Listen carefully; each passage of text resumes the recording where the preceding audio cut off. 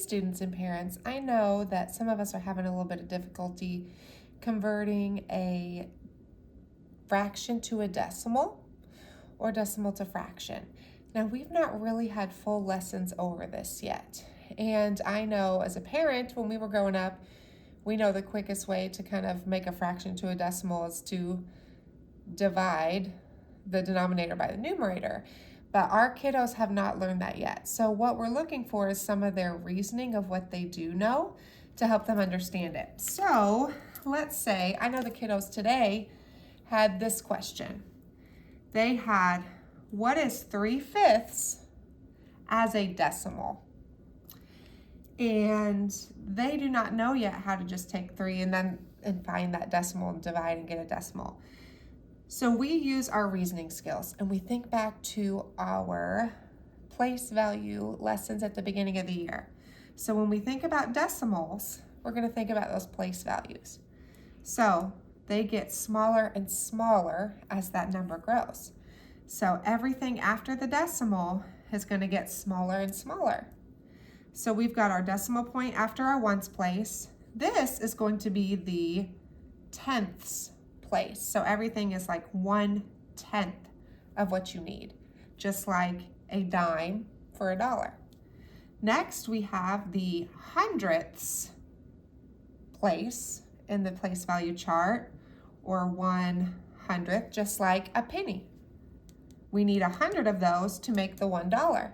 And then we even learned at the beginning of the year, we can go all the way to the thousandths place, and that would be like 1/1000 as a fraction. So at the beginning of the year, if I were to say, hey kids, what does 5/100ths look like? They would know, well, that's 5 pieces of hundredths. A 5 goes in the hundredths place, and then a 0 would be here, and 0.05 would be what 5/100ths would look like. So we're relying on that knowledge that we've had to help us when we convert these. So if I'm looking at 3/5, I have no idea right now what fifths look like as a decimal. I mean, I do, but we're pretending we don't, right? So if only it was a tenth, then I bet I could write it as a decimal, or 100th or 1,000th. So I want to convert or change, make that equivalent fraction into something else. So instead of fifths, man, I wish it was tenths. Because if it was tenths, I would know I could put it right there in my place value for tenths. So that's what we're going to do. And here's something that kids really need to know, we've been working on too, is just finding equivalent fractions. We've built them, we've drawn them, we've moved away a little bit now from those models, but that's great if they need them, but this is how you actually make an equivalent fraction just using the mathematics. So looking at this, first thing I always want to ask myself, if I'm trying to go from fifths to tenths, what is happening? How many 5s are in 10? Or I might think of 5 times what makes 10?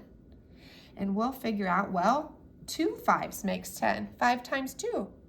And what the kids know about fractions, and we say it all the time in the class, is what you do to the bottom, you must do to the top. Or we say it the opposite. What you do to the top, you must do to the bottom. If we're making an equivalent fraction, we got to keep everything the same so it doesn't change that value.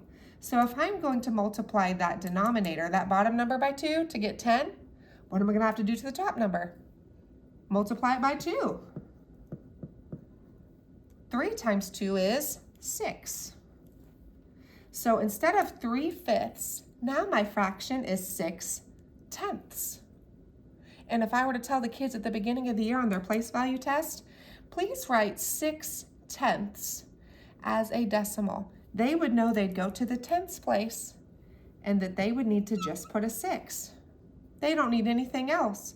So my answer to that one would be 0.6.